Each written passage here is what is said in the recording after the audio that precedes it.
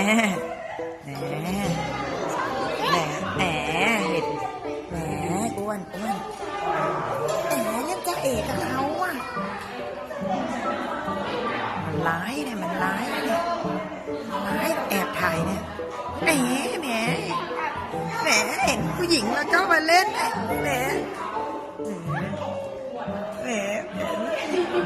ความสุขอ้วนมีความสุขไม่แอบไม่แอบเขาพี่เขาหายไปไหนแล้ววะพี่เขาหายไปแล้วอะอยู่ไหนอะพี่เขาอยู่ไหนอะพี่อยู่ไหนอะหน้าตามีความสุขสายตาหวาน